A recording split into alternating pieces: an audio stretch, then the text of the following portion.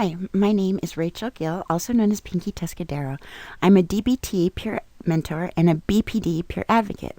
That is, I'm a client who's in DBT and has over 4 years of practice, and I'm in school working towards becoming a therapist. However, please be aware that I'm not a therapist and I'm only meaning to teach you skills from a peer perspective. The information you're receiving is therefore not meant to be a substitute or alternative to professionally qualified mental health services. Well, now that's out of the way, let's go ahead and get started.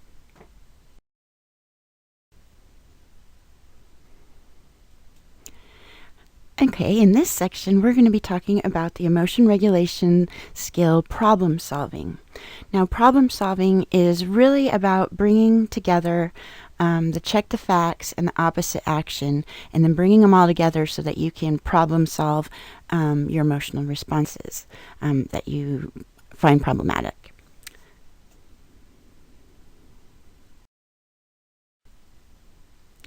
Now, the first thing we want to get an idea of are what are the steps to problem solving.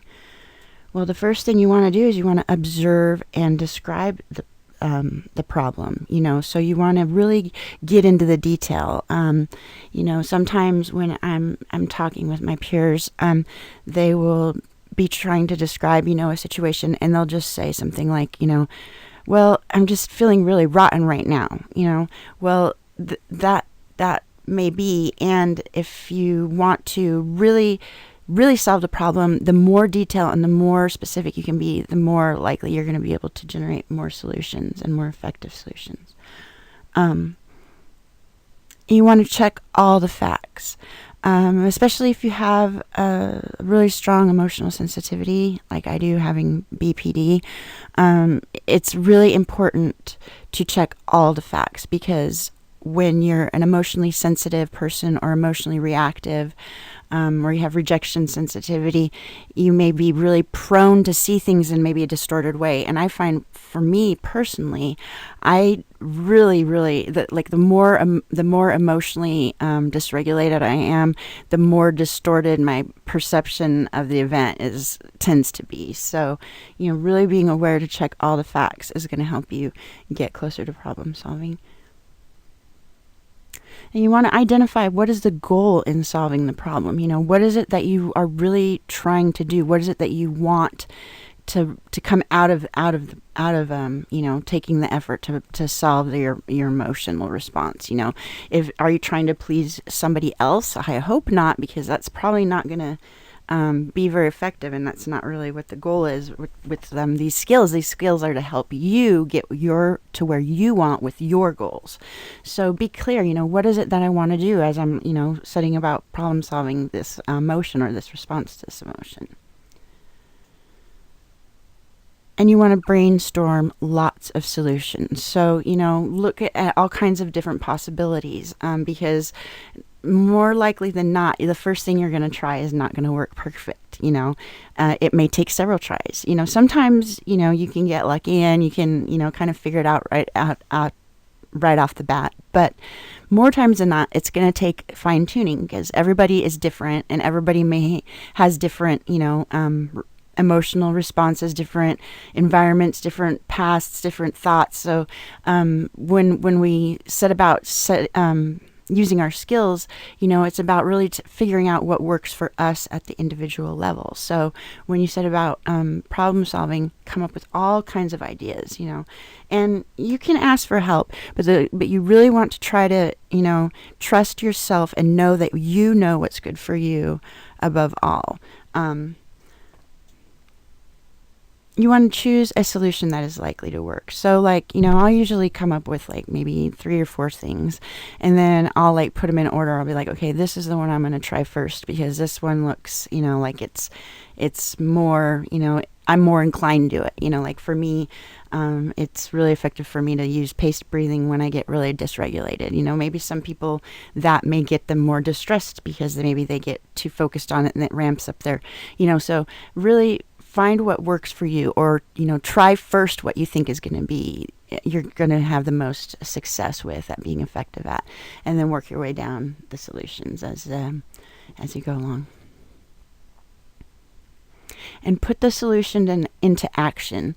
It's great to like write down all of your, your whole plan of like how you're going to solve this problem.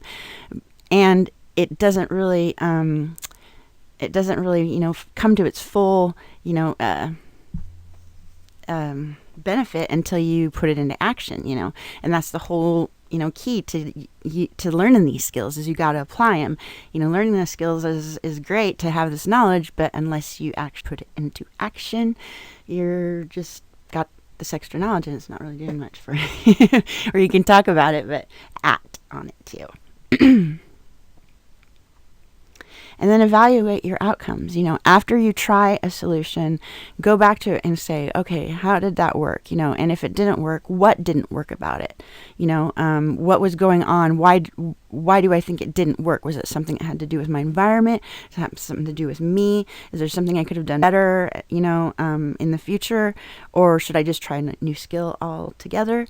Ask yourself, really ask critical questions and think about, what can I do to make sure that this, that I can move forward. So, either if it works a little bit, you might want to just, hone the skill or adjust your outcome a little, or your solution a little bit.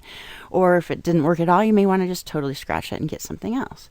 But you really want to, look at it and ask, be mindful and ask yourself, what worked about this, situation, about this skill this time, and what didn't. Now, so let's talk about, problem-solving goals. So the thing about unpleasant emotions is that, they have a function and they are there for a purpose. And so, unpleasant emotions that fit the facts keep us safe from danger by prompting us to avoid or flee from a cause of threat. So if you're something in danger, then those unpleasant emotions are going to help you act and get away from whatever's causing you danger. Or it will get you to remove the cause of threat. We have the fear, the fight or flight, those are our fear responses. So we'll either tend to either retreat or approach in an extreme manner when we're in danger. So, those when our pleasant emotions fit the facts, then we want to figure out, which one of these things needs to be, addressed here. And is there something in my environment that I need to be running from, or that I need to get away from? Or is there something in my environment that I need to get out of my environment, that I can get out of my environment? Because if your emotions fit the facts, it doesn't really do you any good to try to avoid the emotion, because you need to experience it. It's they're trying to tell you something important. So really being open to the idea and the fact that our unpleasant emotions are just as important, maybe not as enjoyable, but just as important as our, pleasant emotions, joy and happiness, all that. So, being willing to really look at that emotion and see the value in it when it fits the facts is going to help you come up with better problem-solving goals. Solutions. So let's look at some of the emotions specifically and what those emotions tell us when they fit the facts and we're doing problem solving. So anger protects us from assault or loss by prompting us to avoid or walk out on people who are threatening. To overcome obstacles that are threatening, or putting up obstacles to goals. So if something's getting away in front of an important goal, then your anger will help you react to that. Like when I first got into DBT, it was so hard because I was on Medicaid and it was just a nightmare. But part of my anger made me keep going, even though I keep getting rejected. I'm in crisis and I'm getting rejected on top of it, which is like a total stew of just crisis right there. But but when I would start to just think I was going to give up, then I'd be like, gosh darn it, I'm not going to give up, because I know that I have the diagnosis and this is my treatment and they're going to give it to me, So, seeing that anger and knowing that it has a function and being able to use it and in a and experience it in a functional manner is the really, really tricky part. And that's when your dear man give fast skills come in handy, but we have not got to those yet. So anger will help you stop further attacks, insults, and threats. So, if you stand up to somebody who's a threat or causing you harm or just making your life in general miserable, so sometimes that anger will help protect you and make sure that doesn't happen again, or that person or that situation isn't going to be a threat in the future.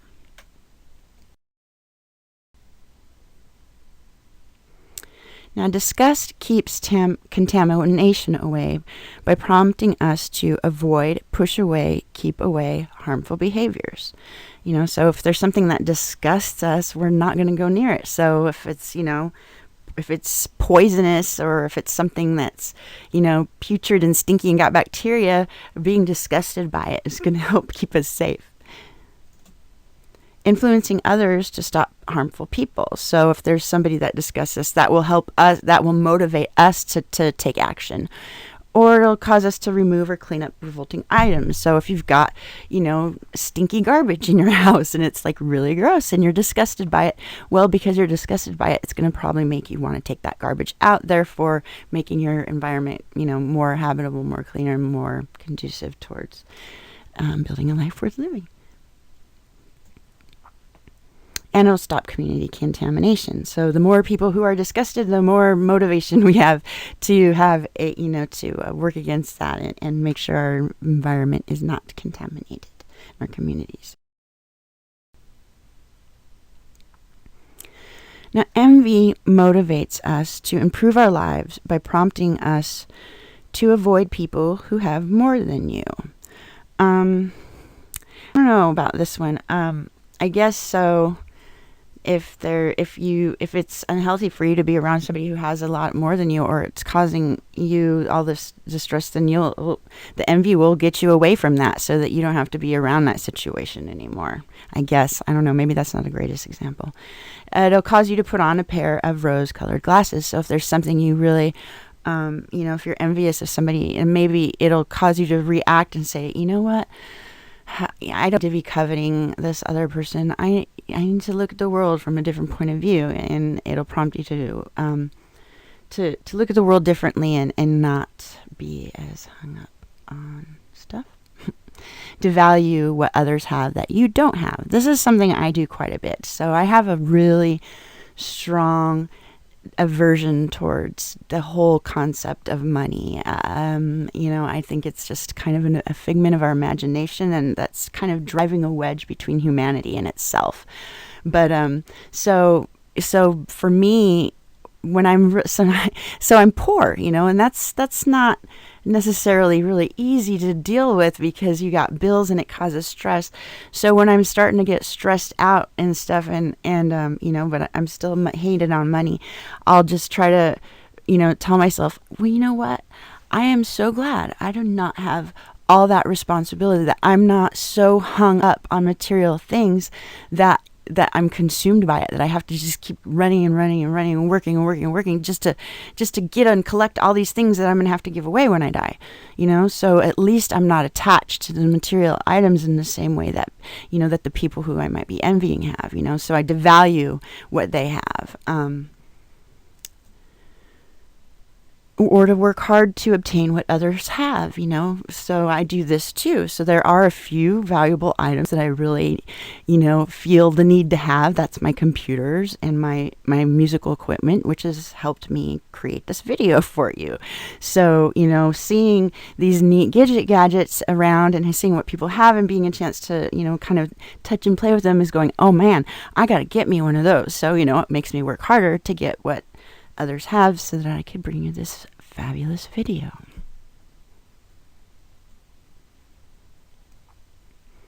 Envy can also motivate you to get others to distribute things of value more fairly. So this is, I guess an example would be the whole, thing going against Wall Street and stuff. People are sick of seeing, capitalists at the top of the food chain just being gluttonous, and while there's so many people who are just trying to struggle, so seeing how much other people have, and being envious of that, it motivates us to want to, act politically, or go, write to our representatives, or to speak out, or go camp downtown in Portland at the courthouse and protest, or whatever. Envy can make us, act so that people will distribute things more fairly. So that's kind of a positive consequence of envy. And now let's move on to jealousy. So jealousy motivates us to protect important relationships by prompting us to leave relationships if you can't win. So this would probably be true for people who don't have abandonment issues and borderline personality disorder like I do. So I've never really had this experience yet before, but maybe if I learn to become more responsive to my jealousy when it fits the facts, then maybe I will be able to use this skill someday. But I got a relationship right now, or fight for relationships that are important. So, if your jealousy is a result of and it fits the facts, and it's somebody that you really, really care about is being pulled away in a direction that, is moving away from you and your goals and your relationship, and you really value that relationship, and it fits the facts for being, healthy for you, then jealousy can help prompt you to fight for the relationship. And see, the thing is, we're always, that's why we learn mindfulness in the very first module, because we're always being mindful no matter what skill we're using. So even when you're being when you're responding to jealousy, the idea isn't that you just go off and okay, I'm going to start stalking Facebook, and I'm going to be getting getting password. No, it's about being mindful. You're always being mindful. So especially when you're processing or when you're experiencing unpleasant emotions, I don't think especially for people with BPD, you really, really want to be extra mindful when you're working with those emotions, because they're so difficult for us to process. So even when these unpleasant emotions are effective, you want to be mindful of your response, be aware of how distressed you are, and if you have to stand back and say, okay, I just need a moment just to take a time out because you're getting too, dysregulated, that is perfectly okay. In fact, I need to do that quite regularly, because if I try to keep communicating, if I get past, dysregulation, then it just all goes downhill, and it's a downward spiral. And then, I end up betraying my values and behaving in a way that's, not the way I want to act, like yelling or whatever, and then not getting my point across and not getting what I need, and then not effectively acting on emotion either. So always be aware and be mindful. Jealousy will help you protect what you have. So if you love somebody, and you want to keep that relationship, if you see other people moving in on that relationship, and your emotion fits the facts, then that jealousy can motivate you to act to protect that relationship and say, hey, step off, people, get away, and that happens sometimes.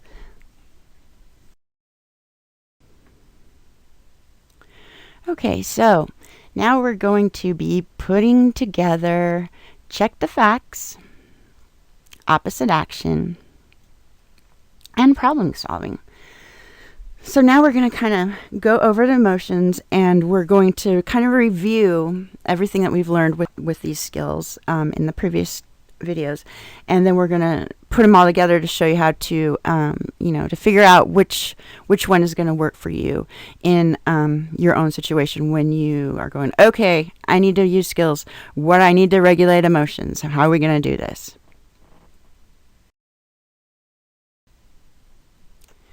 So the very first thing you want to ask yourself every time when you set about problem solving, with deciding what steps to take to regulate emotions, you want to ask yourself, does this emotion or this emotional response fit the facts? And not only does it fit the facts, but is the intensity level appropriate for the situation? And that's always going to be the first thing that you're going to ask. Now, if the emotion is yes, it does fit the facts, then this is a primary emotion. This is a primary response. That means it's appropriate for the situation and it's fitting for the situation. So it's a proper response. And then if it does fit the facts, then you got to ask yourself, is this an effective emotional response? So sometimes anger fits the facts, right? But just because it fits the facts doesn't mean it's always an effective response, right? Because sometimes you act on anger and it's going to not get you what you want. So ask yourself, is it an effective emotional response? And if it is yes, it is an effective emotional response, then you have a few options. You can either act on the emotion, you can problem solve, or you can use mindfulness to current emotion to just experience and process emotion without acting on it or responding to it, just observing it. Now, if your emotion fits the facts and you ask yourself, is this an effective emotional response? And the answer is no, then you have a few other options. You can choose to not act on the emotion, or you can use your opposite action skills. Now, if you ask yourself, does this emotion fit the facts, and you decide no, this emotion and this response or intensity does not fit the facts, then this is a secondary emotion or a secondary emotional response. And if you want, and then you got to ask yourself after that, is this an effective emotional response? So if it is not, then you want to change your thoughts to fit the facts, or you want to use your opposite emotion. Action, or is that opposite emotions? Oh, opposite emotion is different opposite action. So opposite emotion is where you want to prompt the opposite emotion to what you're feeling. So I use this one a lot when I'm really sad or I'm like starting to get depressed. I will watch really funny movies to help try to draw. The idea is you're trying to notice when you have extremes and you're pulling for the other extreme, because if you pull at the other extreme, you can bring yourself towards a more balance. And now if you find out that your secondary emotion that doesn't fit the facts is an effective emotional response, then you can choose to be mindful to the current emotions, where you're just experiencing the emotion, observing it, not necessarily reacting to it, or you can just accept the consequences gracefully. So that would be where if sometimes you have to accept the consequences gracefully. I don't have an example for you on that one. Okay, so now you have kind of an idea of how to ask yourself some questions when you are wanting to figure out regulating emotions.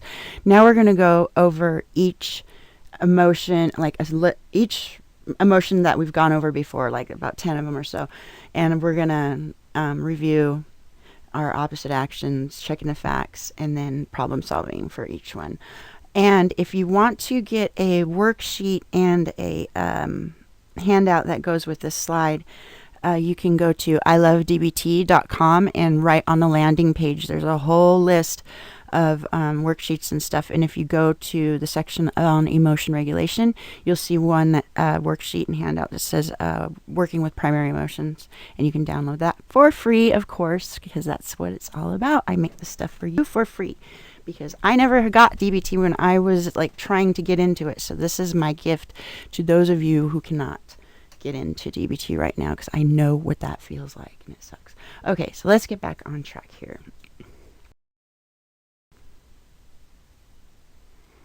Okay, so let's go get to putting opposite action and problem solving together with fear. So when we start out, we're checking the facts with fear. We know that fear, the emotion fear, is justified if your life is in danger, your health is in danger, your well-being is in danger.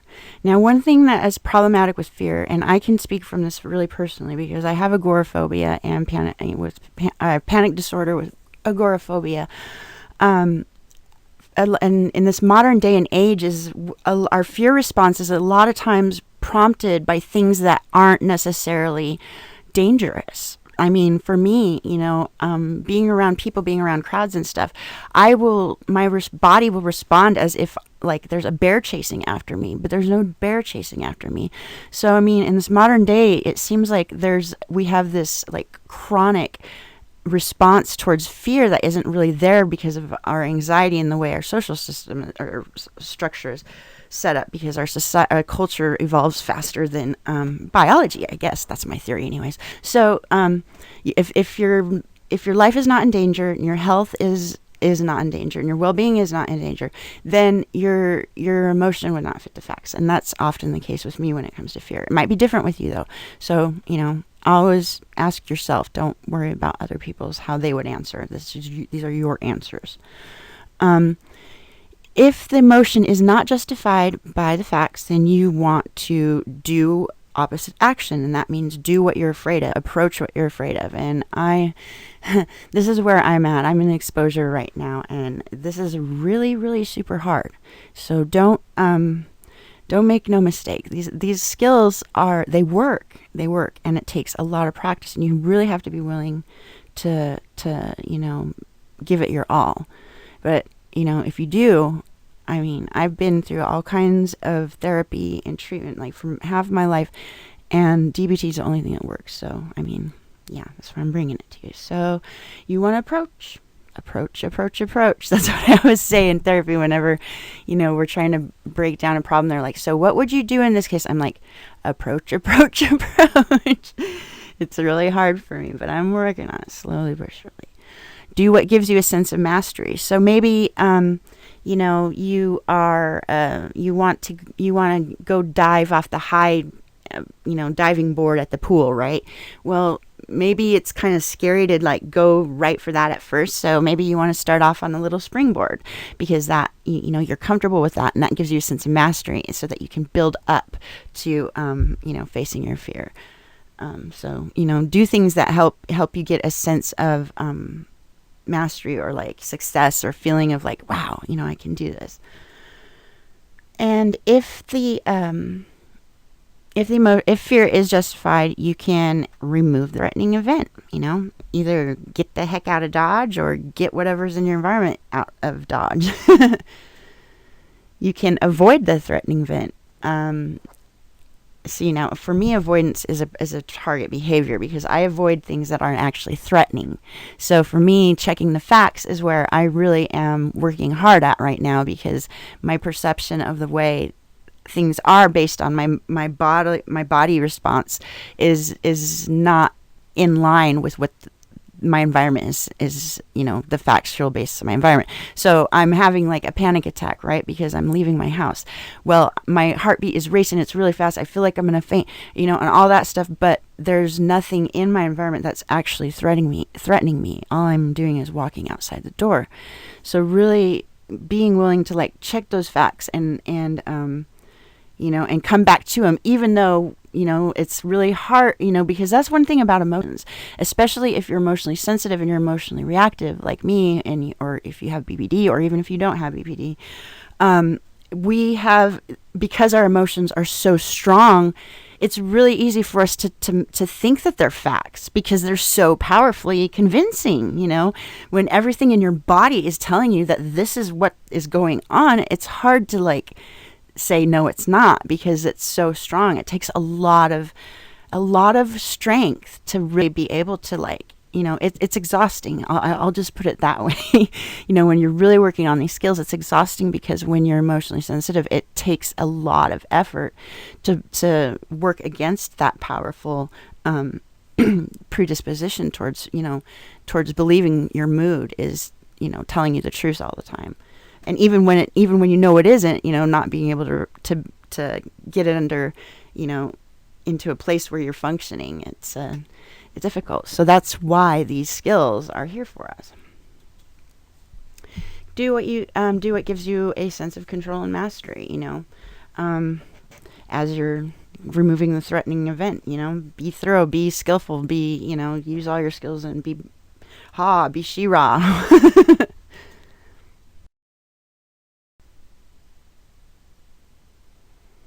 Okay, so let's get to putting opposite action and problem solving together with anger. So if we're checking the facts on anger and we find out that our emotion is justified if an important goal is blocked, if you or someone you care about is attacked or hurt, and if you or someone you care about is insulted or threatened. So this would be if you're not necessarily, if someone you or someone you care about is being harassed or something. They're not necessarily being physically threatened, but there's something in the environment or somebody in the environment who's threatening your well-being, your way of life by other means. And now the thing with anger is that checking the facts is so a lot of times our anger is justified because in this day and age our goals are getting blocked all the time. So that's going to be, well, we'll get to that when we get to problem solving. So if your emotion is not justified, we want to do the opposite action. First, you can gently avoid. So this would be if, let's say you're having a disagreement with somebody. It could be, a loved one. It could be somebody at work, and it's an important relationship anyways. And you notice that you're starting to get angry, or that your emotions are ramping up, that your voice, your tone of voice is getting more heated. That would be a time to gently avoid, step back for a moment and just say, okay, I see I'm getting a little bit upset, so I'm going to do the opposite of what my urge is, which is to totally get in this person's face. And I'm just going to step back for a moment and just kind of go, okay, I need to take a minute. And then you could also do something a little bit nice. I've been using this one a lot, when I'm talking to people on the phone for business or bills or those kinds of things that always are really unpleasant. And for me, they were always really a prompting event towards crisis generating behavior because I just would lose it on the phone with these people. So lately I've been getting so freaking skillful with using my Dear Man Give Fast in combination with the opposite action to anger that I've not only been getting what I'm my goal achieved, but I've actually been getting more stuff on top of that. I rented a car and we didn't have the right coupons, or I didn't have the right credit and all that stuff. And anyways, we ended up getting not only we were just going to get a really basic car, and I ended up with this really nice, huge van, or she gave me a choice between a van and a Mustang or something. And then the other day, I was trying to pay my phone bill and I had an issue with it, and she was like, well, we can take a service off if because I didn't have the right amount of money, and I ended up getting the extra service anyways and money taken off my bill. So thinking about doing something a little bit nice instead of being angry. For me, I get the vision in my head. Okay, I want this person to be my friend. I want something from them. So I need to be nice. I got to be their friend. I got to warm up to them, even if my urge is to totally scream. I got to cozy up to these people. And I'll tell you, for me, it's been working like a charm, and it's awesome. And I'm just amazed whenever it happens. I'm just wow. I just never thought I would ever see that ever in my life, myself do that. The next opposite action you can do is imagine being into the other person's shoes. So using, customer service again as an example, I imagine what it must be like to have people like me, before I got skillful or got DBT skills. These people probably have to sit there every day listening to people scream at them and yell at them. And, it's no wonder that they would be kind of a drone and be just non-responsive. I mean, you'd kind of be numbed getting yelled at all day by people, but, and really no matter how hard you try, you're always going to upset somebody because it's just an unpleasant sort of business. So really trying to put yourself in their situation and seeing it from their point of view, that maybe there's something about the situation that it's really unpleasant for them too. They're more, it's very rare that, when you're in or having a conflict or there's anger between you and another person, that other person's actually getting something joyful out of it. I mean, I imagine it's probably pretty rare. So usually if it's unpleasant for you, that's probably unpleasant for the other person in some respect, and trying to find that whatever that might be can help you, pull away from that anger that isn't justified by the facts. You can adopt a relaxed posture. We talked about, willing hands before in the distress tolerance and being mindful and, you know, having, like, we said in the beginning at the introduction of the emotion regulation skills, emotions are a full system response. So you change any part of the system, you're going to change the response in some way or another. So, going against your urge to like get in people's faces, to yell at them and to, do the opposite, be, have an open posture, kind of sit back, be relaxed. That can help work you towards the opposite of feeling angry and can work against that emotion. Now, for me, I can't say that I've had a lot of experience with this because anger is probably my most difficult emotion to deal with. And I've been having a really hard time with it lately, just acting on it. So these are some skills that I think I'm going to really work on this week because I could use them. Now, if your anger is justified, you can also use your problem solving and figure out, how can I use this motivation that I got from this anger to help me overcome these, obstacles that are in my way. So for me, it took me a long time to get into DBT because I was on Medicaid and I had to go through like managed care, and it was a big fiasco. And I almost gave up like so many times. My anger and that would come in, and I'd be like, you know what? No, this is messed up because they are denying me based on criteria that are basically screening out people with BPD for DBT. No, I'm not taking no for an answer. And that's basically what I did. I just did not take no for an answer until they let me into DBT. Because that was just it, and I don't think that I would have been able to do that without that kind of like sense of indignation, that sense of like righteous anger, that really, when I was really getting hopeless, that kind of popped out to like keep me fighting. So it can be functional if it fits the facts. You can use it but you're always being mindful. Remember, you're never just kind of fully giving in to the emotion, even if it's justified. You're always trying to be balanced. You're always trying to access your wise mind. And that's what makes it so exhausting and difficult, when you're an emotional person. It's like trying to, hold back a horse that just like wants to run all the time. It's going to be exhausting because you're trying to pull against, a flow that's going in a different direction. You can stop further attacks, insults, and threats. Use problem solving. Say, what can I do? I'm motivated now. What can I do to make sure that these, this doesn't happen, that this situation or this person doesn't continue to, be a threat to me, or be, insulting me, or making things difficult for me in my life or for someone I love. You can avoid or walk out on people who are threatening. See, this is a problematic one for me. So if you're somebody who has like maybe social anxiety, or you have, like me with agoraphobia, or if you have panic disorder, you don't do well with, anxiety, some sort of anxiety prompting emotional situation, condition, whatever. You want to be really aware of how you use avoidance, because it can be a slippery slope if you have anxiety, because one of the things with anxiety is that we tend to use avoidance. That's our coping mechanism. If I don't approach what is giving me anxiety, then I can escape the anxiety for the short term, of course, not in the long term. So be aware if it is justified. And you do have anxiety problems, just be extra aware of like, is this functional, or is this, a problem response? And if you don't have a problem with that, then just, then this is probably just do what your anger is telling you to do, and say, I'm not going to take this no more. I'm out of here.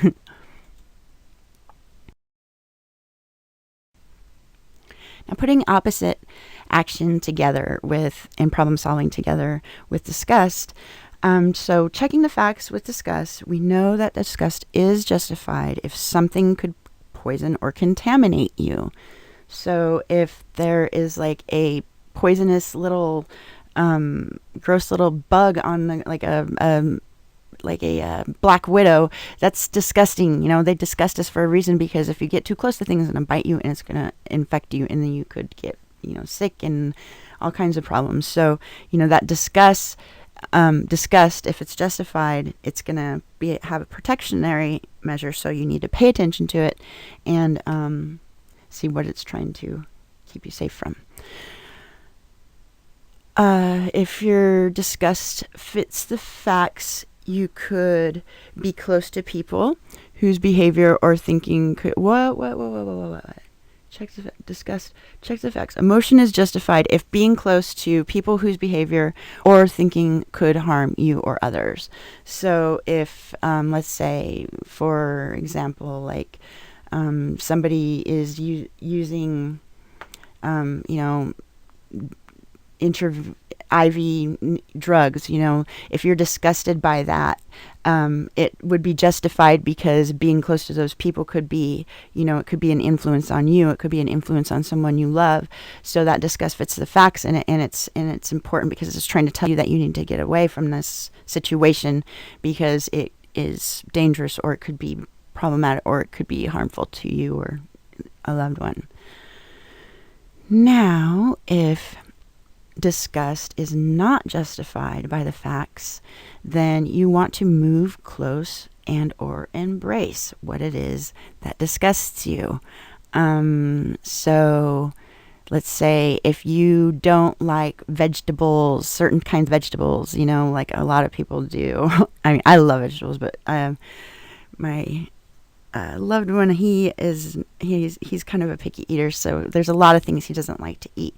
So if it's let's say it's something healthy for you, then disgust is not justified by the facts, because it's like this thing is disgusting to you, and it's really healthy for you too, like tofu, for example.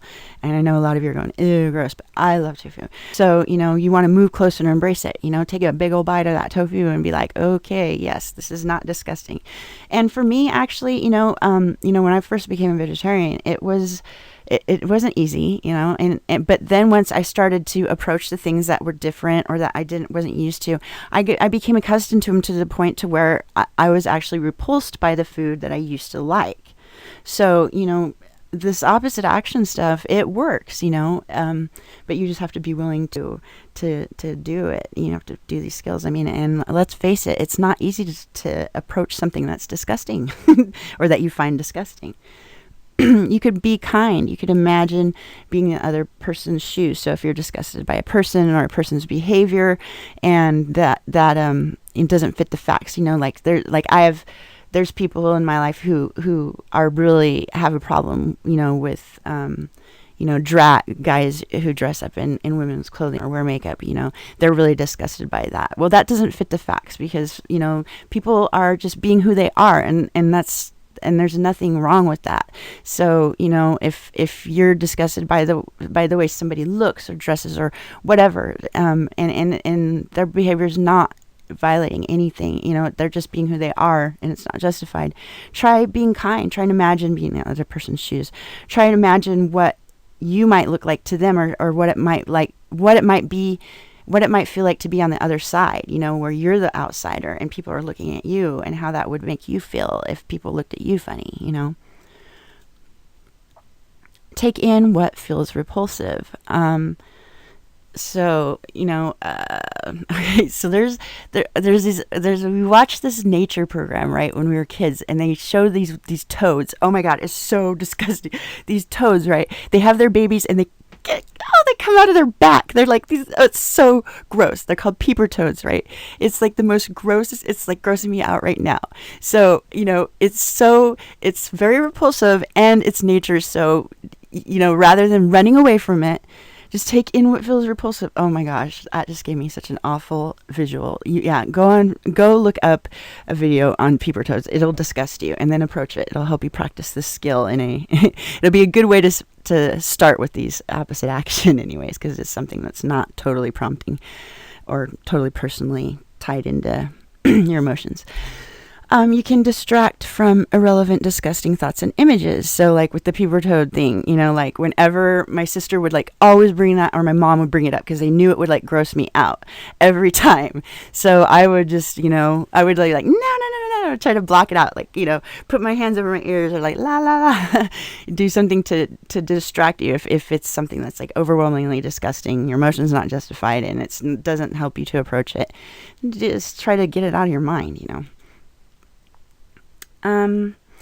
Now, if your disgust is justified, and you can also problem solve, and you can try to figure out how can I get this revolting item out of here. So, like in the summertime with us, is dealing with fleas is just horrendous. I mean, when I lived on the other side of the mountains in Oregon, we did not have this problem, but they're really bad over here. And so having to get rid of those things is a pain in the butt, but being disgusted by them is helping me, helps motivate you to get them out. Or like, let's say you have to take out the garbage, and it's gonna pile up if you don't get disgusted enough with it, and somebody will take it out, because eventually it will disgust you enough to where you'll get it out of there. You could influence others to stop the harmful behaviors. So let's say you have roommates and you're the one who's always taking out the garbage, and you're like, why am I the only one that's disgusted by this? So, you can you can use that motivation of your disgust to help influence others to like, hey man, we all need to live in a healthy environment. And so like, could you get a little bit disgusted and take out some garbage too every once in a while so that we can all be healthy? And that would be one way to put your opposite action to use with the disgust that's justified. You can stop community contamination, so if you are living in Portland and you have an open, your water is like open to the air and people come and pee in the water, then maybe you could go downtown and start talking to, the commissioners and saying, hey, we want a covered reservoir. We don't want it open, So your disgust may motivate you to act on helping your community be uncontaminated. Or you could avoid or push away harmful people, like for example, if there are people who are using, or people who are doing things, engaging in behaviors that violate your morals or your values, or that are harmful to others, or that you are disgusted by, and it's justified, then you can use motivation to figure out how you're going to get away, and problem solve and say, how can I get out of this situation? How can I get away from this person?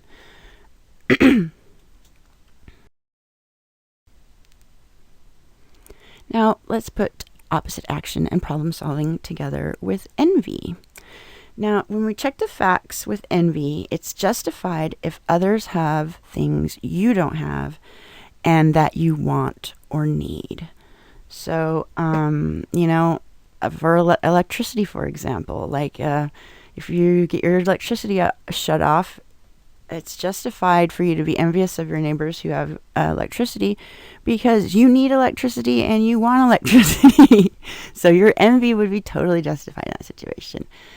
Now, if your envy is not justified by the situation, the facts, then you want to act opposite to the envy. One way is to count your blessings. So that would be, look, when you see the envy and you're like, wait a minute, this envy is totally not fitting the facts and it's totally unjustified. Maybe I need to think about why am I coveting what this other person has when it's not effective, or it's not functional, it's not factual. I need to just look at what do I have in my life that I do need, that I am willing to be thankful for, that I am genuinely thankful for. That'll help you act opposite to those envy urges. Imagine how it all makes sense, So, for instance, I'm not a big fan of money, the whole money system. In fact, I'm quite radically opposed to it. So sometimes when I'm being broke, it's hard being broke. When you need things, you need to pay your bills. So even though I totally disagree with the money system, sometimes I'm caught by it and I get envious of other people. So when I start doing that and I'm starting to see that it's getting me nowhere, then maybe I'll just start thinking about how it all makes sense. And I'll start going, wait a minute, you know what? Sure, I'm poor, but you know what? I'm doing okay. And look at Jesus. Look at the Buddha. Look at these, all of these greatest leaders in the whole world that people have followed. They didn't have a dime. They said, live a hermit's life. Live a simple life. Live a life that is unattached to material things. So, I'll start saying, well, it all makes sense that I'm struggling, that I'm poor, because you know what? It fits my values, and it gives me a sense of understanding of where I'm really at and what the struggling is all about and why things are, the way they are. Because, I'm suffering, sure, but I know that those people are suffering in their own ways because they're slaves to their money. Sure, they can pay their bills, but they also never get to see their kids. So this is all a part of my plan. I don't want to be rich. I just want to pay my bills. But you know what? This is the way it is, and it's okay. I don't know if that was the best example, but it's one. You can do the opposite of the envious action urges. So this is one for like me, like I'm a musician, and one thing I know is that I always know that I really like a song or a band or something if I just get really envious of them, and I'm just like, and I'll just be like, God, they're so good. I wish I was sounded like that. I want to sound like that. I want to have those instruments. I want to go there. So instead of doing that, then I will, first of all, I'll just like acknowledge the fact that, I'm being envious. And then I'll think, you know what? They are freaking pretty darn awesome, and at least they are awesome. So I'm glad to see that they have that, and right on. I'm going to send a tweet and say, you guys rock, So you want to do the opposite. Or, let's say you're in a competition with somebody and you get second runner up and the other person gets first runner up, and you're envious and you're like, I wanted to win, It could be easy to totally act in a way that's totally not graceful and be, you could say mean things about the person behind their back, or, start rumors about how it wasn't fair. Or you could act opposite to that action urge and tell them, hey, you know what? Congratulations. You really worked hard. We both worked hard, and you deserve to have this, and you won. And so good job. I congratulate you, and help them celebrate it. And you will find that that's maybe you will find, maybe you won't, that it will be less distressing than having to deal with the consequences of acting on the envy urges.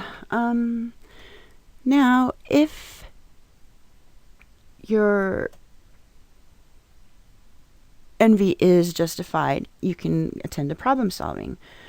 So you can do that by setting about to improve yourself and life. Like for me, I really wanted to record my own music, so I was really envious of people who had stuff to record. So instead of just sitting there and being envious and being, man, that sucks, I really want that, I just started to work towards getting those things, and now I have those things that I need so that I can make you awesome videos, and I can make my music and stuff like that.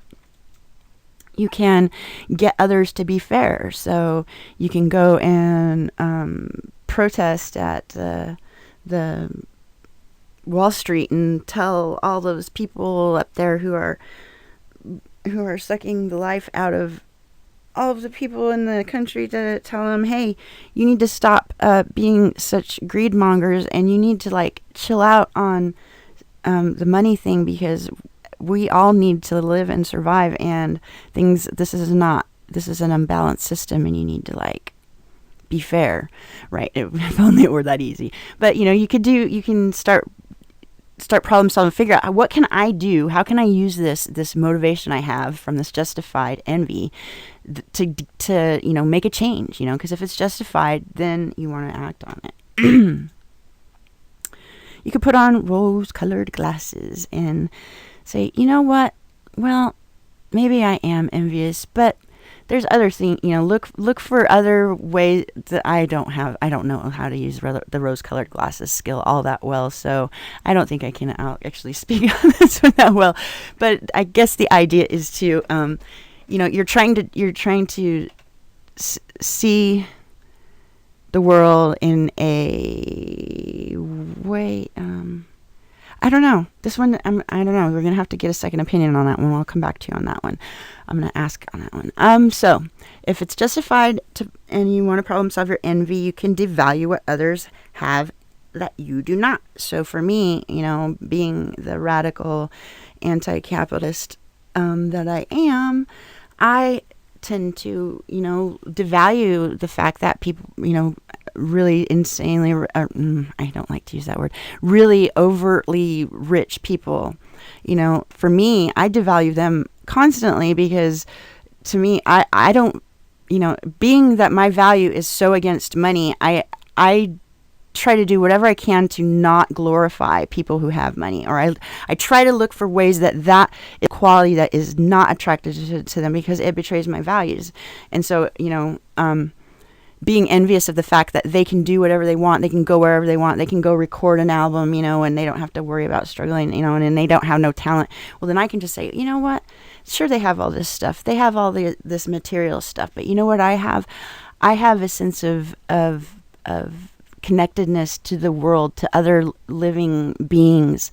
I have, I understand that material wealth is just a figment of our imagination, and it's just too bad that these people put so much value in these things that you can't connect to. They can't hug you, they can't keep you warm, they can't love you. I mean, well, they can keep you warm maybe, but they can't love you. Objects are just things that you acquire and then you have to give away when you die. So, at least I'm not attached to those things, in the same way that rich people are. So that would be like valuing what the other people have that you might be envious of. You could avoid people who have more than you. So, if you're envious and it's justified, well, then just don't hang out with those people. Is it really, is it really worth it? What does it bring to you? If the envy is justified, maybe you don't need to be around these people. Maybe there's some really cool homeless people downtown who. Now, let's put opposite action and problem solving together with jealousy. And we check the facts and find out that jealousy is justified if the relationship is really important to you. So it doesn't matter if it's a romantic relationship, if it's a personal family relationship, or if it's a work relationship.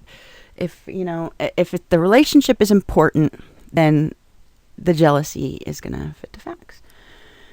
And if the relationship is threatened, then your jealousy would fit the facts. And if somebody is threatening to take away other important things in your life, then your jealousy would fit the facts. Now, one note I want to make on the relationship is important. Now, you really want to be aware of your emotional responses, because sometimes we react to jealousy just because the relationship is important doesn't mean that our jealousy is coming from a place of facts. So I think it's probably, if you're somebody who's really emotionally reactive, or you have like a sense of abandonment, like if you're like me and you have BPD, you might want to use the second two ones to check the facts more than the first one, because the first one might get you in a little bit of problems because the relationship is always important. So it can be kind of overcloud you if you're like me and you have rejection, sensitivity, and abandonment. So, if the relationship is threatened, it's important, and someone or something is being taken away, it's justified. Now, if your jealousy is not justified, you want to do an opposite action. So that would be letting go of trying to control others. So if, let's say, you are really, you are getting jealous of your loved one because you're hanging out with their friends,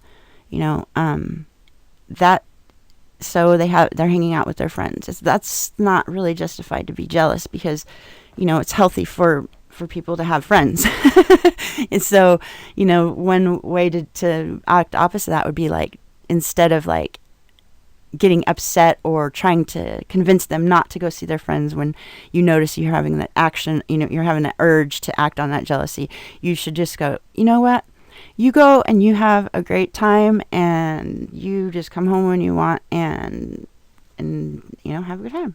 That would be one way to do it. You could, if you're somebody who is always checking your loved ones like phone messages and stuff, you might say, hey, tell them to change their password. Do something that is going to help you work against the urge of your jealousy, whatever that urge to act is from the jealousy.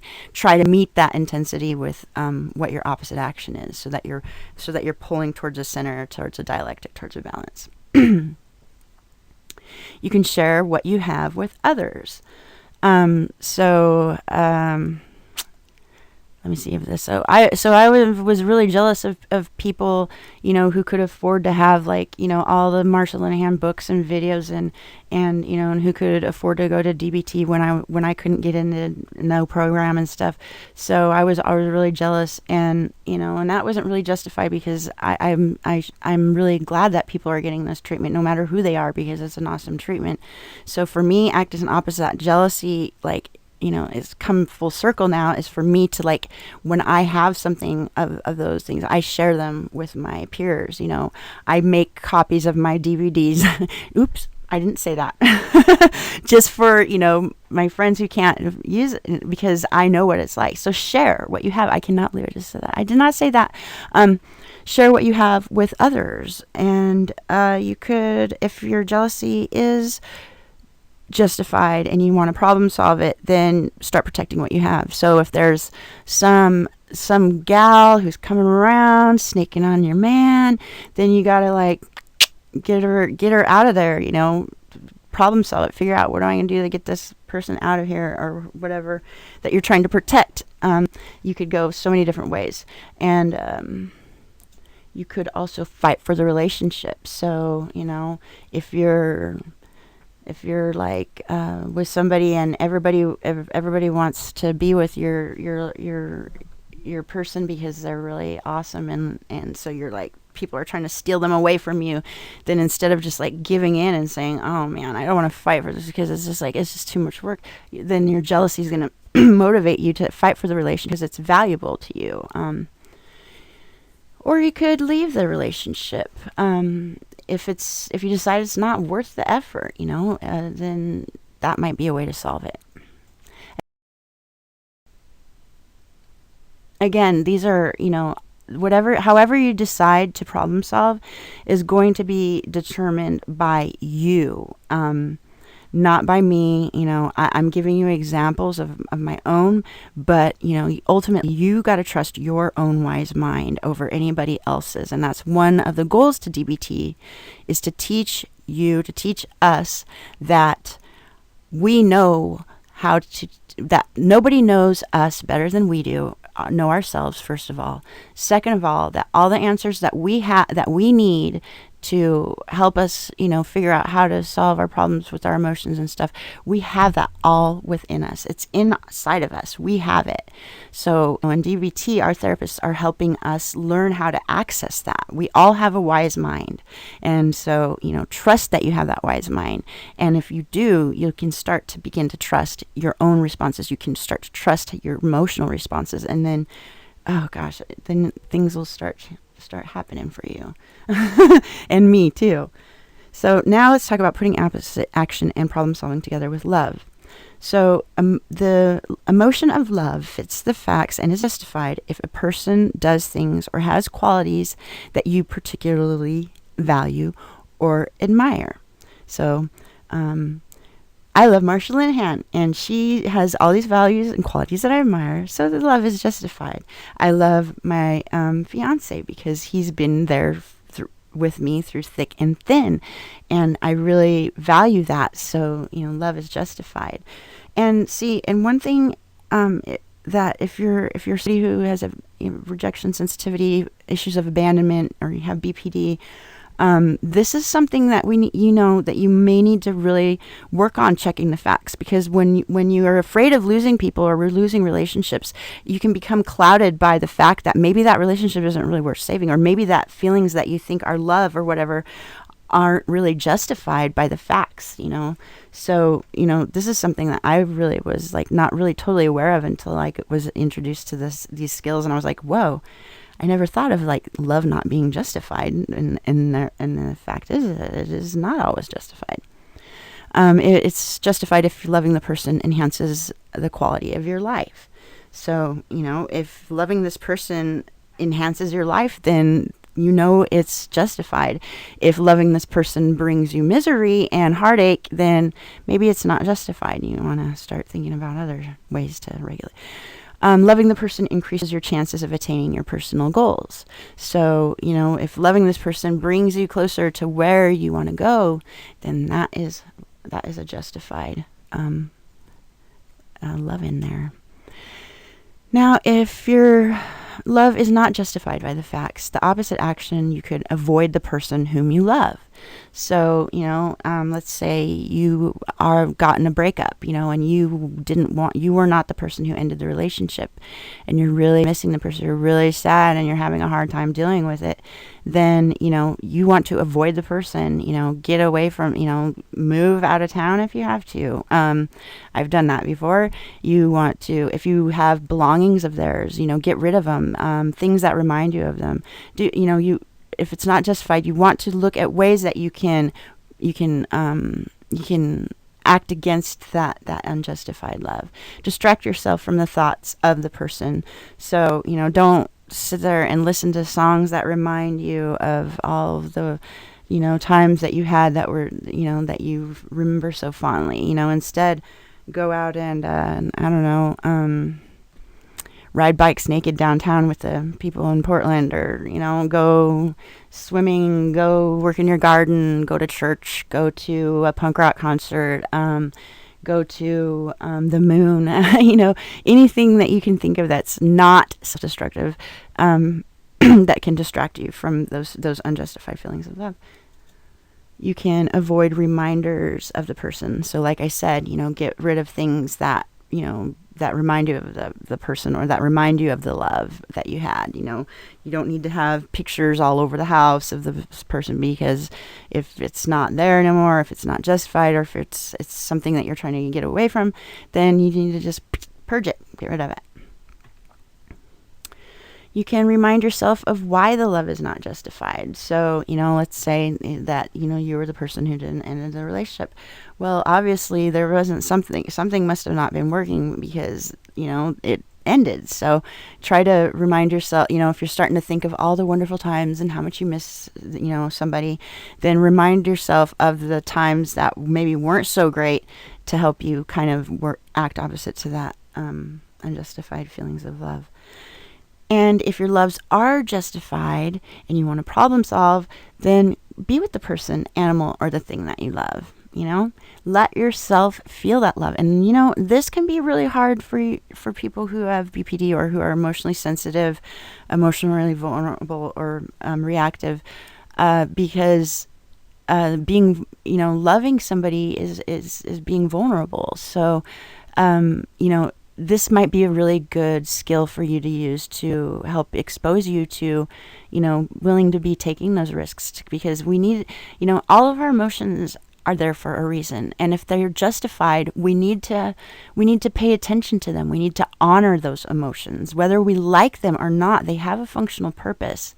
And so, if we love somebody and we don't want to approach them, we don't want to be that person, we don't want to tell them we love them because we're afraid, or whatever, then and it's justified to love them, then approach. You do go towards it and try to allow yourself to experience it, because it's your emotion, and it's there to be experienced. So running from it, at least in my experience, has never ever helped it go away. In fact, whenever I try to avoid an emotion or run away from an emotion that I'm feeling that's justified, it ends up just coming back like 10 times worse, until something, you need to, if the emotions are appropriate, you need to allow them to process on some level, because when you deny your emotions, you're denying yourself, your experience, you're denying your humanity, you're denying yourself of being who you are and living. You can, if the beloved is lost, you can fight to get the beloved back. So, if somebody stole away the thing that, or person that you loved, then, the feelings of love that are justified, you can act on them and say, hey, you know what? I'm not going to let this happen. I'm not going to let that be taken away, or let that person be taken away from me. I'm going to fight for what, I love.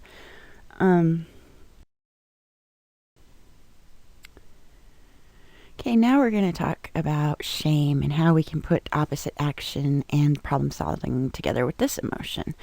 And this is a tricky one, so I'm going to try to be a little bit thorough on it, because shame and guilt, especially if you're somebody who has like emotion dysregulation, whether it be tied to BPD or other issues,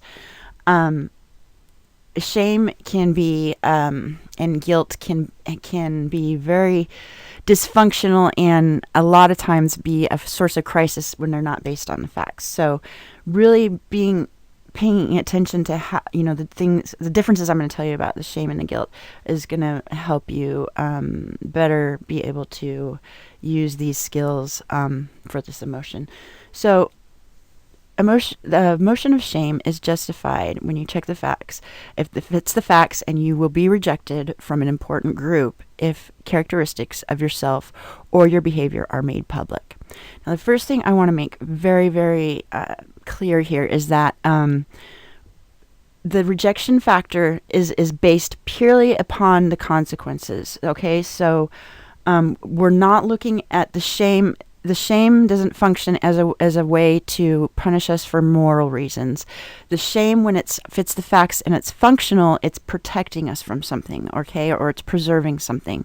So I'll give you an example. Like, it wasn't too long ago, and in some places, being gay can be dangerous for you, because people who don't, who do not approve or will reject you for it, it could lead to bodily harm, or if you belong to a certain religion and you're living in a foreign land where, where your religion isn't tolerated, then, being ashamed can be functional in that it will help you not reveal those things so that you are exposed and possibly put in danger.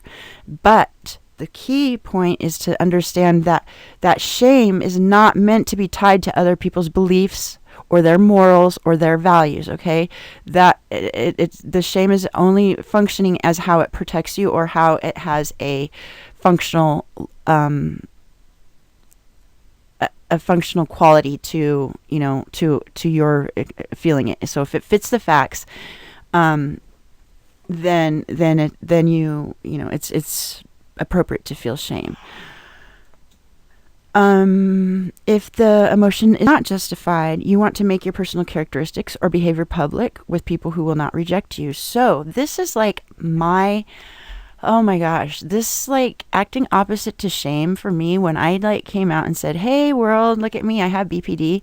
It was like the most empowering thing I've ever done in my life. It was really hard, and I love it. I'm like the poster child for BPD, and I am totally cool with that, because every time I say it, I grow stronger. And the more that I say it in a positive light, the more of you out there who have BPD like me are going to feel less ashamed and going to feel less like you need to hide it. So this is as much for me as it is for you, because I figured this out, okay? There is nothing that is more powerful to fighting stigma than sharing your own story of recovery. It's hard though. So, you have to really be in a really place where you're really ready to do that. And you have to want to do it. So, you have to do it all the way. That's one thing about acting opposite. You have to act opposite all the way. For me, it was powerful. So, if for you, maybe you want to start with something small. Maybe, your grandma doesn't approve of you having your nose pierced or something, or your tongue pierced or something like that, then that might be a better place to start than like totally telling, coming out of the closet about mental health problems. But ultimately, the best way to fight shame is to act if you're not ashamed. And I can tell you that that's worked wonders for me.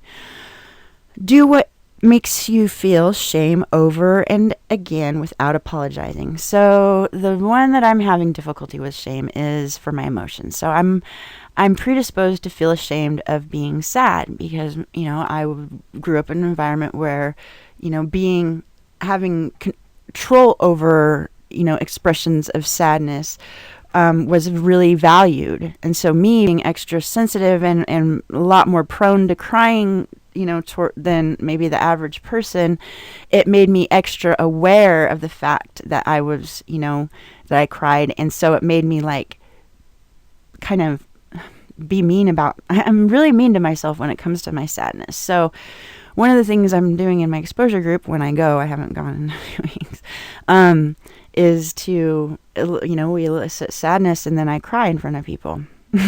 And, and it's hard. It is so hard. I mean, I would love to go back to my skills training because exposure work is freaking hard. And the more I do it, the more I'm starting to unlearn those things that I've learned, because in my group, I'm in a safe space. I'm amongst other people who are emotionally sensitive. So when I cry and I'm not, punished for it, the more that I do that, the more I'm going to be likely to be able to express that emotion when it's appropriate and when it fits the facts.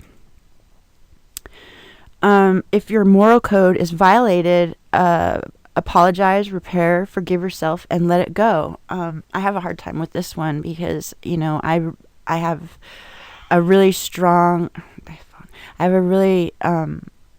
I'm really reactive with anger. That's like my secondary response. When I'm sad and I'm afraid of losing something or someone, instead of like being sad and expressing that sadness, which would be appropriate and which would be, fit the situation, I just get angry, I blow up, and I treat the person exactly the opposite of what I really feel in my heart and what I'm really wanting to communicate. And so, I'm violating my moral code and what I really feel and what I want to express, so I one thing I'm trying to learn how to work on is self-compassion, self-forgiveness, loving kindness for myself. It's hard, especially, if it's something that you don't normally gravitate towards self-love, then this is one that's gonna take some work, but you can jump right into this one. This is one that you can jump, you don't have to kind of work your way up to, because loving yourself is not something that is like gonna be, I don't think so anyways. I could be wrong though. Like I said, I'm a peer. I'm not an expert here.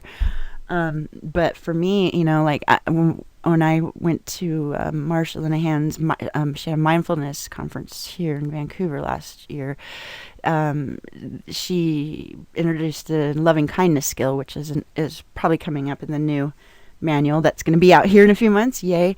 But I really like that one. And it's about, you're just practicing your mindfulness and you're sitting there and you're just sending well wishes, thoughts of kindness, thoughts of love to yourself or others. And I've been trying to do it for myself because I have a really hard time, forgiving myself and just validating the fact, I punish myself for my emotions in ways that I would never, ever, ever treat any of my peers. And so, actually that's part of my opposite action is like, I haven't learned how to totally find self-compassion for myself, but when I'm interacting with my peers and they're going through the exact same thing as I am, like I feel for them so deeply, and it gives me a way to like find a way to see myself in a way that I can't see myself right now,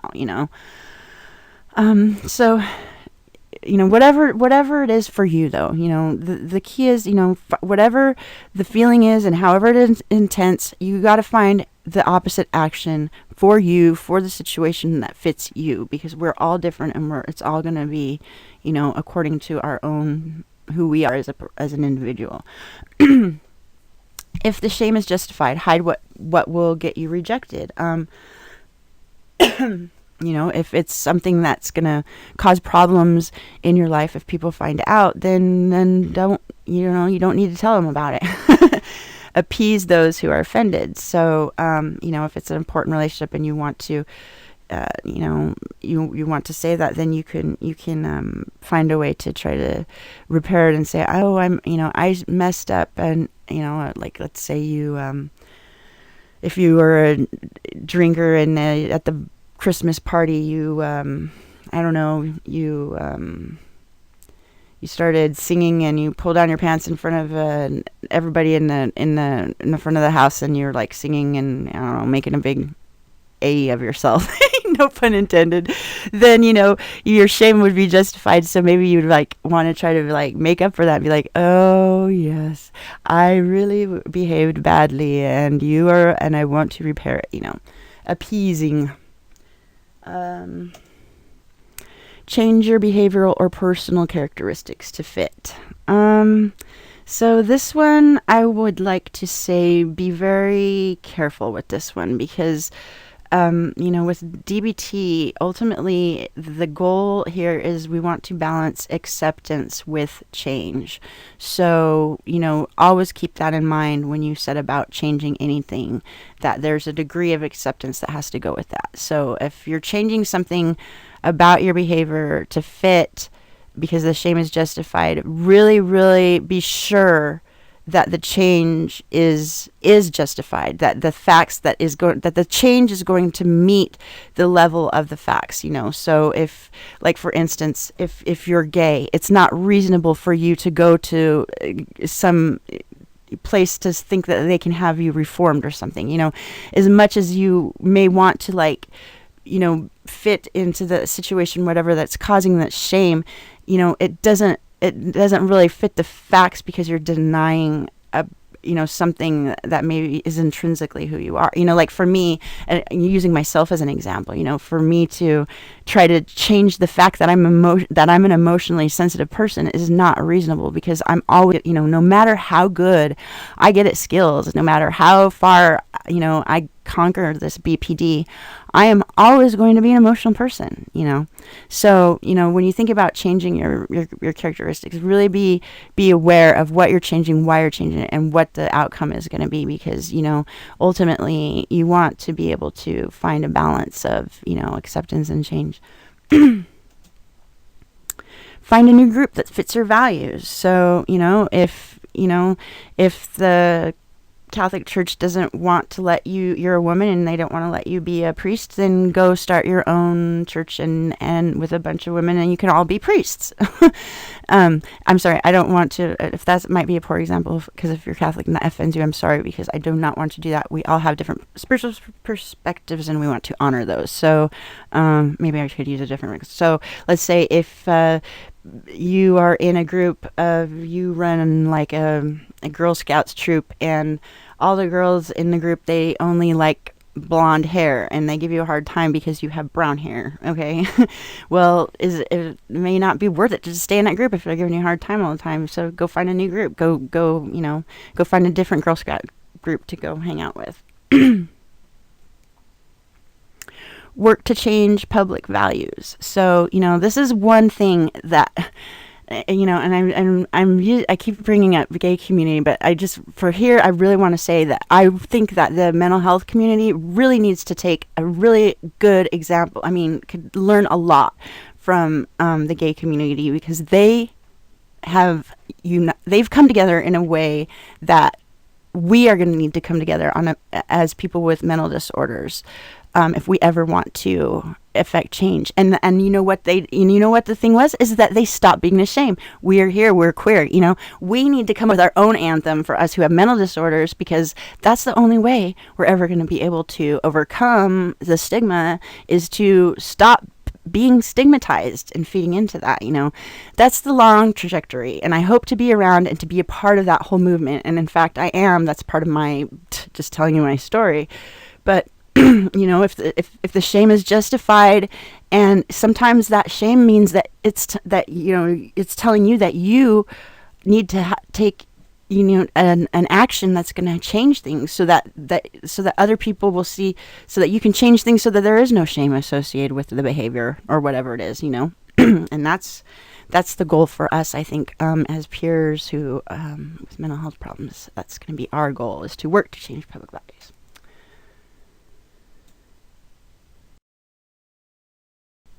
Now, let's talk about guilt, putting opposite action and problem solving together with guilt. So guilt fits the facts if your behavior violates your personal code and your values or your moral code. So that's the big difference between shame and guilt, because I kind of got them mixed up there for a while, and I was always like trying to ask my therapist to explain it to me, and like it just didn't click for a while. But when it did click, this was the thing, if it's shame, it's value, you're usually violating somebody else's values. And if it's guilt, you're violating your own values. Okay, that's a major difference there. So if you're violating your own personal values, then guilt fits the facts. So like if I tell my sister that I'm going to go over to her house and I don't show up and I feel guilty, then it's appropriate because I'm not feeling guilty because she wanted me to be there, even though, that's, I feel bad for that too, but my guilt mainly is justified because it's violating my personal values, which is that I want to, be there when I say I'm going to be there, especially if it's somebody who's important to me, like my sister and my nephew. If the emotion is not justified, do opposite action. So that's do whatever makes you feel guilty over and over again. So, I don't know. There's not nothing I really feel guilty about. Shame's my big one, but maybe you feel guilty because you like to, I don't know, watch a cheesy show that is totally like, I don't know, that everybody doesn't like, or I don't know. This one's a bad one for me, and I don't know what to think of. What makes you feel guilty over and over again? So if I feel guilty because I don't know. You guys will have to give me back an example so that I can fix this one, because I would love to hear what your examples are, because I know that you guys got some. So you'll have to send them on me on that one. Make your behavior public with people who will not reject you. So for me, that was the big part for me in really confronting the shame and coming out about having BPD, is I didn't just like come out and like go down to the go stand in front of the police station and be like, I have BPD and I'm somebody who's dealt with suicide, because that would not be a very effective or wise place to like start making that kind of thing public, because it's not necessarily a supportive environment. Or maybe it is, it depends on where you live. So for me, I started making my behavior public, and my situation or my condition, whatever, public in places where I knew I would not be rejected. And that would be amongst, my NAMI, my people that I work with, and the NAMI, the people I work with, Mental Health Association, and places where other advocates are, around, and that I know I'm going to, or more than likely going to be supported instead of rejected. Because that's always going to, whenever you're practicing a skill, okay, you want to try to practice your skill in an environment that is going to encourage you practicing that skill. Because if you try using those skills, like especially if you're just starting out, and you start trying to use your skills in situations that you really want to use those skills in those situations because they would really be really helpful, but you might not want to start out with difficult situations when you start first applying skills, because if you don't have success right off the bat, you may not want to do it again, right? So it's better to like try to set up situations where you're practicing and that your skills are going to be effective, because the more that you can be, that you can have success with your skills, the more confident you're going to be, and the more likely you're going to use them again, and then the more you can start building mastery. And that was one thing I did not get, and nobody really like made clear to me, was that, when you're practicing skills, start with small stuff first. Even though a lot of you are probably like me and came to DT because you have these huge problems you want to solve with them, right? And they can, and that's what they're there for. And to really be able to do that, you got to start with the small stuff first. Sorry, but it's true. But knowing that will help save you a lot of headaches. I had a lot. Now, if your guilt is justified and you want to problem solve, you can seek forgiveness. So for me, if I betray my values and I yell or I get angry when the appropriate emotion would be sadness or disappointment, it's totally makes sense for me to be like, I'm so sorry that I talked to you that way, because that is not the way I want to talk to you. And that's not the way I want to, treat you when I love you. So, I'm sorry for that. And I just want you to know that, and that's part of, repairing. That's how you repair for, repairing the harm, find ways. And you know what? If you don't know what to do to repair the harm, like if it's just somebody and your behavior betrayed your values and how you treated somebody, ask them. People appreciate it when you ask them. I mean, even my therapist, like just not showing up, it's important to make the effort, some sort of effort of repair to show that, that it shows your values first of all, and then when you act on those values, that's what makes them true. Because people can say they have values, but values are only values if you act upon them. So, if you betray your values, it's kind of natural to want to like avoid it because you feel guilty and you feel ashamed. And if you ask for forgiveness or if you seek ways to repair the harm, you're going to be surprised at how people really respond to that. I mean, so, don't be afraid to ask, what can I do to repair the harm? Accept the consequences gracefully. If you screwed up and it means that you're not going to get this, or that you're not going to be treated this way then sometimes you just got to say, well, I messed up and I'm just going to take my medicine. Sometimes I don't go, I've had to go on vacation, as we call it in DBT, when you like miss too many appointments or, and I couldn't really argue because at the point I had betrayed my own values and I didn't show up. So, I've had to just say, you know what? Okay, I'll go on vacation and I'll come back when I figure it out. Commit to avoiding behaviors that violate your moral values in the future. So yeah, I've made the commitment, but I think there needs to be more to this. Like really, even more than making the commitment, maybe it would be helpful to actually lay out a behavioral plan, because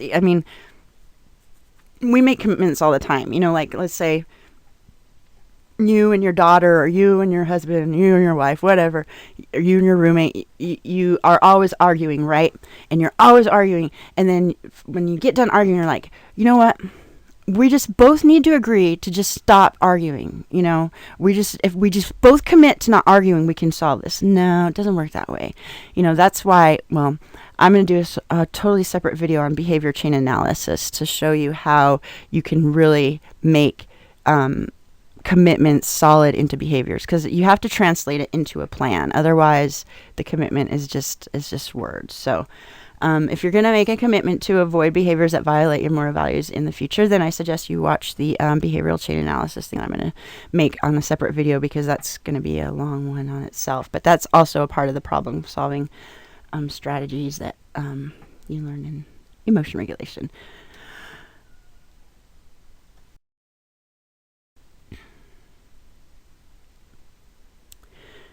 Now let's get on to putting opposite action and problem solving together with sadness. Now, when we check the facts on sadness, we know that it's justified when you have lost something or someone. And that's probably, there's no other time when sadness is more justified. And for me, what I notice in myself and people around me in my environment in American culture is we have a really strong tendency in our culture to invalidate sadness.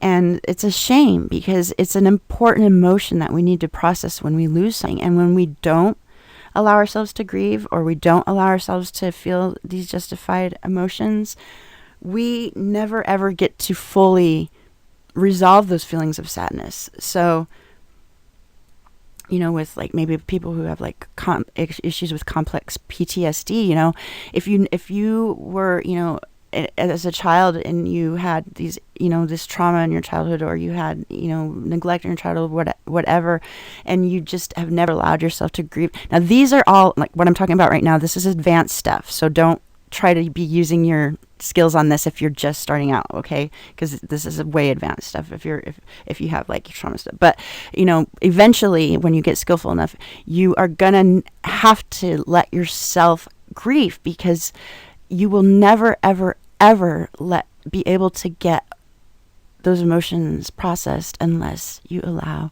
yourself to feel the sadness for what you have lost, or for what was not there, for what you wanted and you didn't have, or what you needed and you didn't have.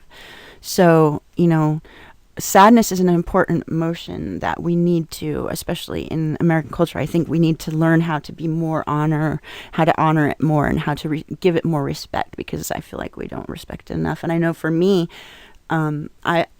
I've really learned to like almost punish myself for feeling sad, and that's one thing I'm really trying to work on at the point where I'm at in my treatment path. So sadness is also justified when things are not the way you expected them, wanted, or hoped for. So sometimes we want things to go away, and we do everything in our power, or everything, we could do. And sometimes it just doesn't work out. And it's okay. It's okay to feel sad. That's exactly when you would feel sad. That's the perfect time to feel sad, is when things did not turn out the way you expected,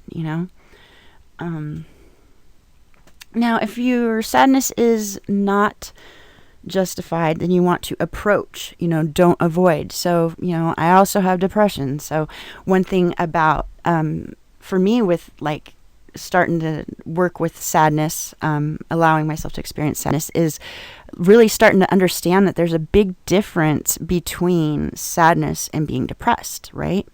Because and I finally felt this when I had a moment where I effectively, had exposure. I let myself feel the sadness, and when I was done, I was like, whoa, that feels way different than when I get depressed. See, so when I get depressed, and if you have depression, your experience might be different, or this is purely from my perspective as a peer. When I get sad and depressed, I just like shut down. It's like I go numb, and I think that's one of the characteristics of depression. You lose all sense of expression, emotion, joy. It's just like you're just numb, and you just shut down, and you're like in this pit of despair. But then when you process sadness, it's a totally different after effect. For me, it was. So after I got done crying and allowing myself to process sadness, what it felt like is I had just ran a mile, and like I was all refreshed, and like I felt like this big weight had been like lifted off my shoulders. I was like almost energized in a way, because I had let go of an emotion, and it was like an aha moment for me to realize that, hey, wait a minute. Processing sad, allowing myself to be sad is not going to mean that I'm going to immediately get depressed, because while they do have like similar qualities, they're two totally different things, So if your sadness is not justified, because you're falling toward, or you're reverting into depression, or whatever the situation may be, then you want to approach, whatever it is that you're, instead of like, for me, the action urge of unjustified sadness is to stay in bed and like pull the covers over my head, to not answer my phone, to not talk to anybody, to just hide away from the entire world.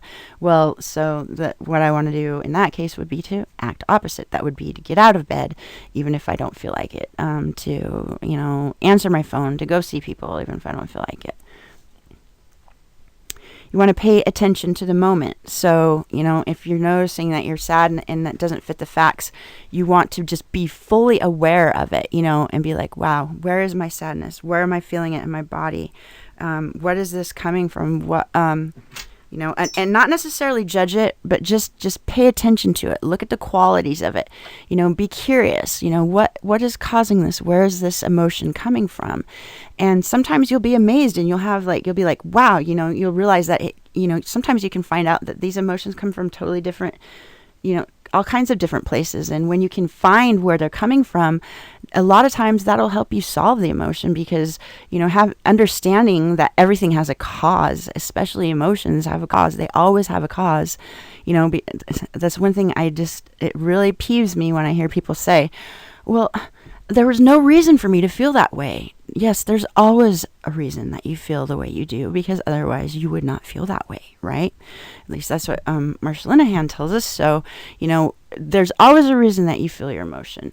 And so even if it's not justified, pay attention to it. Be curious. Don't be judgmental, but observe it and be wondering, where is this coming from? What's it doing? And just watch it without reacting to it. Adopt a bright posture, head up, eyes open, shoulders back. One thing I do is like I'll look up at the sky, and I'll stand up and I'll just reach my hands up to the sky, like I'm just like trying to hug the clouds or hug the sun.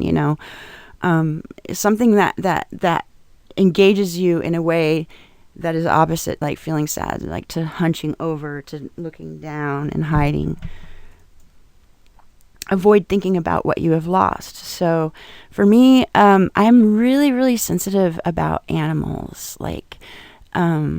So I can't really watch very much nature shows, because they start talking about animals going extinct, and I just start, I'm getting the urge to cry right now. So for me, watching a show, while it may be somewhat justified, the intensity that I get upset is not necessarily justified. So, being mindful to not let myself just sit there and watch like a whole show about elephants and their families and how watching them die over these generations and how they're all going extinct is not going to be effective for me, so I can still pay attention to it and be like, okay, it's totally reasonable to be sad, and then notice that, okay, I'm starting to get really sad and it's not helpful anymore. So then you can avoid thinking about what you lost, change the channel, whatever. Make up a slightly positive interpretation of events. So, I don't know if I have an example for this. So, so like if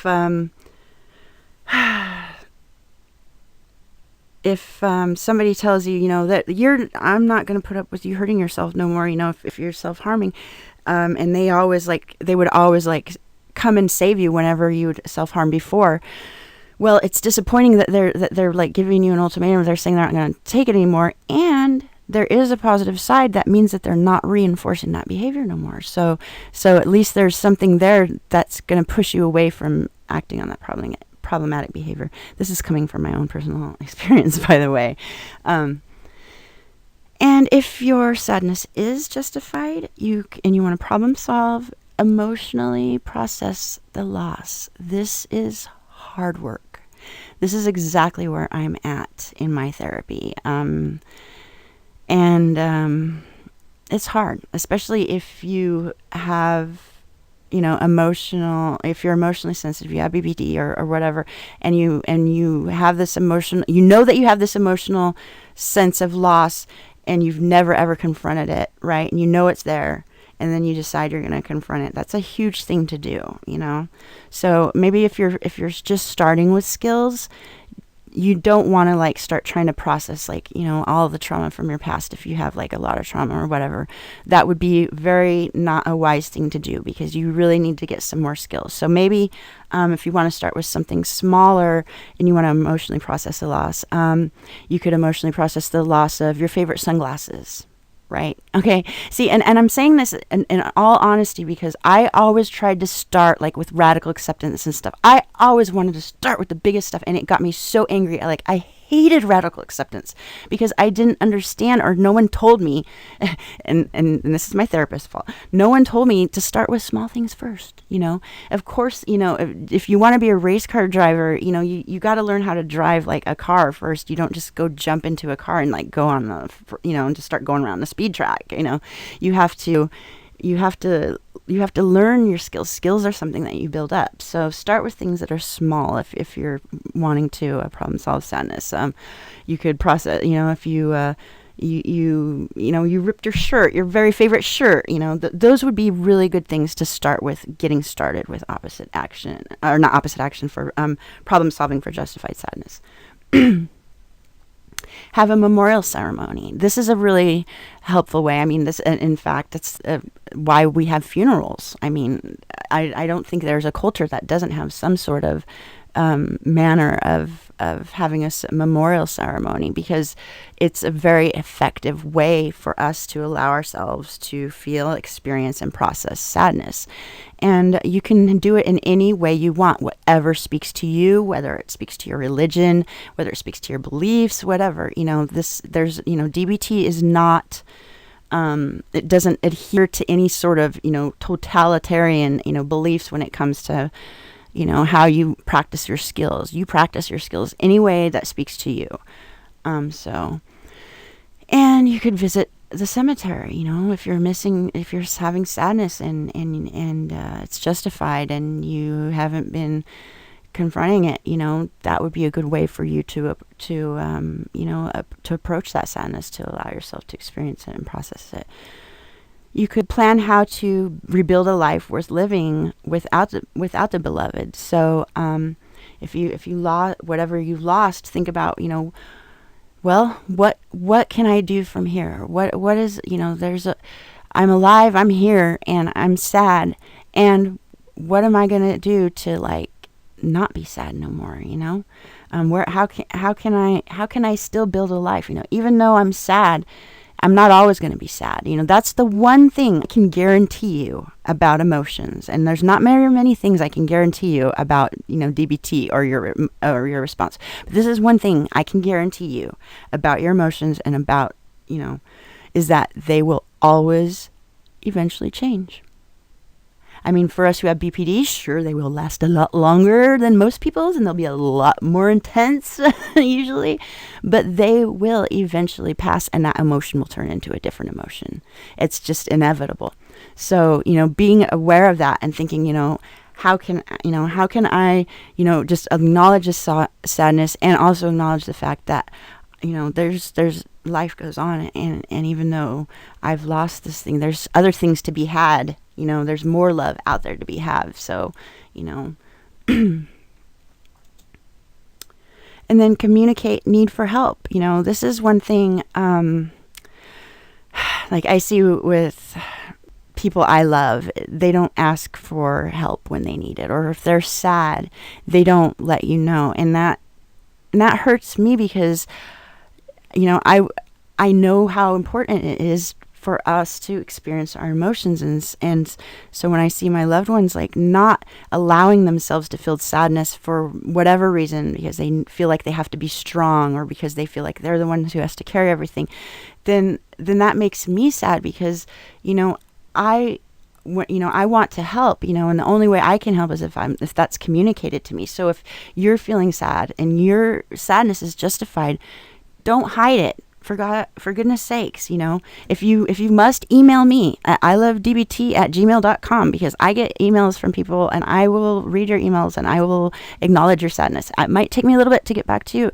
but I will get back to you. And we need to start reaching out and admitting when we're sad, because we tend to push it down and act like it's something that we shouldn't feel, or it's not, because it's unpleasant.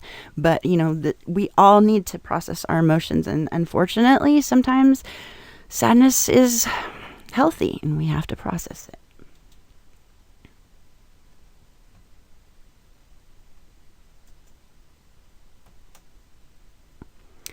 Accept help when it's offered. So, if somebody says, oh man, I'm here for you, and you're trying to give you a hug because you're sad, then don't turn away from it. If you're asking for help, you got to be willing to accept the help. Or if you're gonna, approach the sadness, you got to be all in, or you could problem solve by avoid thinking of the loss. Like I said, before, about with me, where it was you could think about something else, anything else. You think about flowers, puppies, mittens, whatever floats your boat.